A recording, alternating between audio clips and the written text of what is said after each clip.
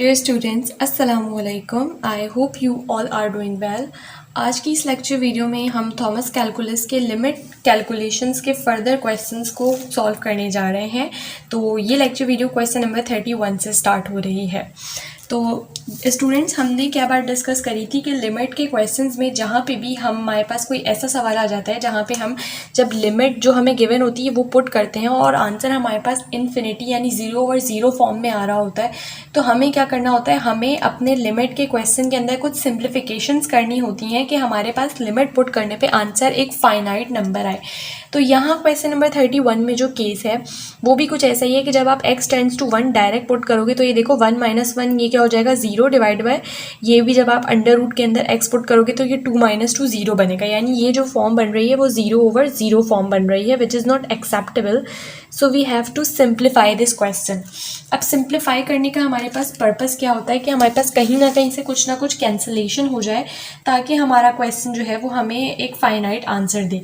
अब यहाँ पे देखें, हमने प्रीवियस क्वेश्चन जो किए थे ज़्यादातर उनके अंदर क्या था कि हम न्यूमिरेटर जो था उसका कॉन्जुगेट लेके उसको ऊपर नीचे मल्टीप्लाई एंड डिवाइड करवा रहे थे, लेकिन यहाँ पे क्वेश्चन नंबर 31 में केस जो है वो चेंज है। सबसे पहले तो ये कि यहाँ पे आप कोई फॉर्मूला अप्लाई नहीं कर सकते, तो जब आप फॉर्मूला अप्लाई नहीं कर सकते आपके पास एक ही ऑप्शन बचता है, या तो आप जो हो वो न्यूमिरेटर के कॉन्जुगेट से मल्टीप्लाई डिवाइड करवा लो या फिर आप डिनोमिनेटर के कॉन्जुगेट से मल्टीप्लाई या डिवाइड करवा लो। अब यहाँ पे न्यूमिरेटर ही ऐसा है, ठीक है, तो हम डिनोमिनेटर की बात करते हैं। अब हम क्या कर सकते हैं कि हम डिनोमिनेटर के कॉन्जुगेट से मल्टीप्लाई और डिवाइड करवा सकते हैं अपने इस क्वेश्चन को सिंप्लीफाई करवाने के लिए, तो हम कर लेते हैं, ठीक है।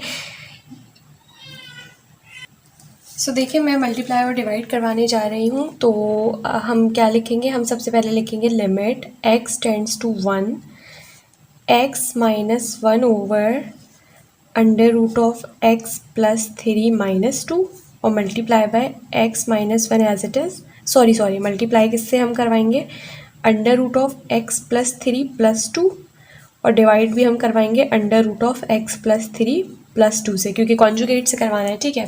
तो अब देखो न्यूमिरेटर, अब हमारे पास क्या आएगा, हम लिख लेते हैं limit x tends to 1, numerator as it is आ जाएगा मेरे पास, क्या आएगा x - 1 under root of x + 3 और फिर +2। डिवाइड में अगर आप देखो तो ये a - b और a + b का फॉर्मूला है विच इज़ a², तो हम लिख लेते हैं अंडर रूट ऑफ x + 3 का होल स्क्वायर माइनस b का स्क्वायर, यही फॉर्मूला होता है ना, a² - b², ठीक है। तो वो फॉर्मूला हमने ओपन कर लिया इसके ऊपर। अब आप यहाँ पे देखो क्या हो सकता है, हम लिखेंगे limit x tends to 1, numerator as it is that is x - 1 under root of x + 3 + 2।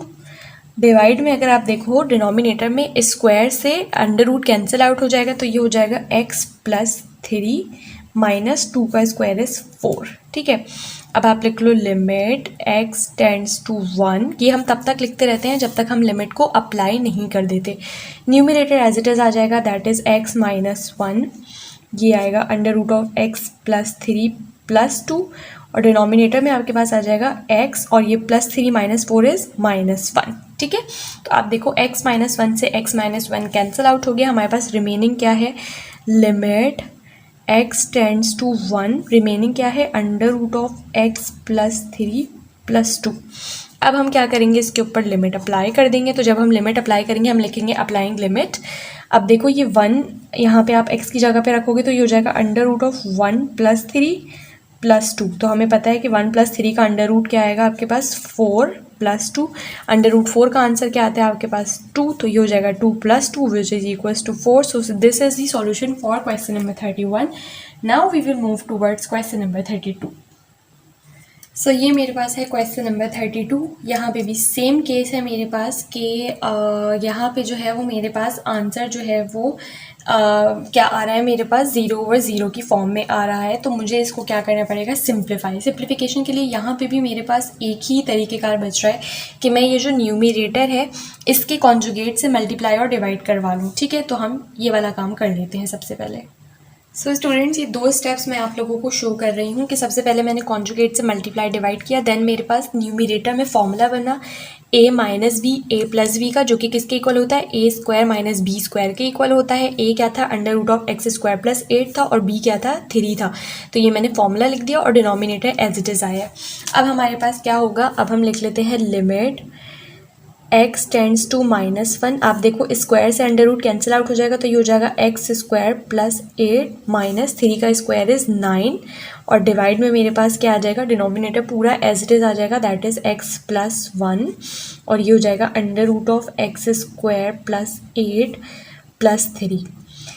अब देखो ये हो जाएगा लिमिट x टेंड्स टू -1, ये हो जाएगा एक्स स्क्वायर और प्लस 8 माइनस 9 होता है -1, ठीक है। और डिनोमिनेटर में आप पूरा एज इट इज़ लिख लो, that is x plus 1 under root of x square plus 8 plus 3, ठीक है।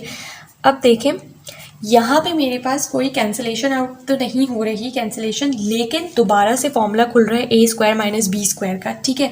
तो इसके ऊपर मैं दोबारा जब फॉर्मूला ओपन करूँगी तो ये हो जाएगा लिमिट x टेंड्स टू -1, ये एक्स स्क्वायर -1 का स्क्वायर है ना, 1 के ऊपर आप स्क्वायर भी लगा दो तो कोई ऐसा फ़र्क नहीं पड़ता, तो हम इसको इस तरह से भी लिख सकते हैं ना, ठीक है। तो ये ए स्क्वायर माइनस बी स्क्वायर का फॉर्मूला बन गया।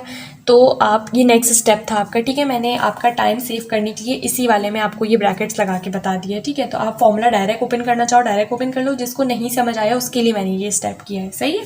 तो देखो ये ए स्क्वायर माइनस बी स्क्वायर का फॉर्मूला बन गया है, तो ये क्या होता है ए माइनस बी, तो दैट इज़ एक्स माइनस 1 और ए प्लस बी, तो that will B x plus 1 और डिवाइड में आपके पास जो है वो पूरा ये एज इट इज़ आ जाएगा, that is x plus 1 under root of x square plus 8 plus 3। अब देखो x प्लस 1 से x प्लस 1 कैंसिल आउट हो जाएगा और मेरे पास रिमेनिंग क्या बचेगा, limit x tends to -1 x minus 1 over under root of x square plus 8 plus 3, ठीक है। अब मैं अपनी लिमिट अप्लाई कर सकती हूँ, तो हम लिख लेते हैं अप्लाइंग लिमिट। लिमिट जब मैं अप्लाई करूँगी तो ये x की जगह क्या आ जाएगा, -1 एज इट इज़ डिवाइड में एक्स स्क्वायर प्लस 8, यानी कि -1 का आप स्क्वायर करो तो वो क्या आता है 1 ही आता है, तो ये हो जाएगा under root of 1 plus 8 is 9, तो ये अंडर रूट ऑफ 9 प्लस 3, ठीक है। तो ये देखो ये हो जाएगा -2 और डिवाइड में अंडर रूट 9 का आंसर आपको पता है क्या आता है 3, तो +3 प्लस 3 इज़ 6। अब हमें पता है कि 2/6 का आंसर आपके पास ये जो फैक्टर है ये कैंसिलेशन होगी 2 1 और 2 3, तो आपके पास जो आंसर आएगा वो आएगा -1/3। ये सिंपल मैथमेटिक्स थी, ठीक है स्टूडेंट्स। अब हम मूव करेंगे क्वेश्चन नंबर 33 की तरफ। सो स्टूडेंट्स ये है मेरे पास क्वेश्चन नंबर 33। इसको स्टार्ट करने से पहले मैं आप लोगों से रिक्वेस्ट करती हूँ कि अगर आप चैनल पर न्यू हैं तो काइंडली चैनल को सब्सक्राइब करिएगा अगर आपको ये क्वेश्चन समझ आ रहे हैं और आपको लेक्चर वीडियो पसंद आ रही है। तो चलिए अब हम क्वेश्चन नंबर 33 की तरफ मूव करते हैं। यहाँ पे भी हमारे पास केस वही सेम है कि मेरे पास जो फॉर्म बनेगी वो 0 और 0 फॉर्म बनेगी, तो मुझे क्या करना पड़ेगा कि मुझे इस क्वेश्चन को सिंप्लीफाई करना पड़ेगा। अब सिंप्लीफिकेशन के लिए मेरे पास एक ही तरीक़ेकार नज़र आ रहा है, क्योंकि कोई फॉर्मूला ओपन नहीं हो रहा, तो मैं क्या करूँगी कि जो न्यूमरेटर है मेरा उसके कॉन्जुगेट से मल्टीप्लाई एंड डिवाइड करवा लूँगी। तो जब हम ऐसा करेंगे तो हम लिख लेते हैं limit x tends to 2 under root of x square plus 12 minus 4 over x minus 2 multiply में आप यहाँ पे लिखो under root of x square plus 12, conjugate क्या होगा इसका +4 over under root of x square plus 12 plus 4, ठीक है। तो अब ये मेरे पास क्या बन गया, ये मेरे पास बन गया लिमिट x टेंड्स टू 2, ये मेरे पास a माइनस बी और a प्लस बी है, ठीक है। तो इसके ऊपर मैं फॉर्मूला ओपन कर लूँगी, that will be under root of x square plus 12 का होल स्क्वायर माइनस 4 का होल स्क्वायर, ठीक है। a माइनस बी और a प्लस बी था ना, तो ये a square minus b square मैंने ओपन कर दिया, ठीक है। और डिवाइड में मेरे पास क्या आ जाएगा, मेरे पास आ जाएगा x minus 2 under root of x square plus 12 और फिर ये +4 एज इट इज़ आ गया, ठीक है। अब आप देखो नेक्स्ट स्टेप में मेरे पास स्क्वायर और रूट कैंसिल आउट हो जाएंगे, तो ये हो जाएगा लिमिट x टेंड्स टू 2, ये मेरे पास हो जाएगा एक्स स्क्वायर प्लस 12, क्योंकि स्क्वायर और रूट कैंसिल होगा, और -4 का स्क्वायर है 16 और डिनोमिनेटर में आपके पास ये पूरा एज इट इज़ आ जाएगा, दैट इज़ x माइनस 2 और under root of x square plus 12 plus 4, ठीक है। अब आप यहाँ पे लिख लो दोबारा से लिमिट x टेंड्स टू 2, अब देखो ये x square plus 12 minus 16 is -4, divide में आपके पास आ जाएगा x माइनस 2 और under root of x square plus 12 plus 4। अब आप देखो ये मेरे पास a square minus b square का फॉर्मूला बन रहा है। कैसे, क्या मैं इसको ऐसे लिख सकती हूँ, एक्स स्क्वायर माइनस 2 का स्क्वायर और डिवाइड में ये पूरा डिनोमिनेटर एज इट इज़ लिख दूँ मैं, बिल्कुल लिख सकती हूँ, ठीक है, क्योंकि एक्स स्क्वायर ही रहा और 2 का स्क्वायर इज़ 4, तो यही सेम चीज़ वापस भी आ गई है, लेकिन अब एक फॉर्मूले की फॉर्म में वापस आ गई है, ठीक है।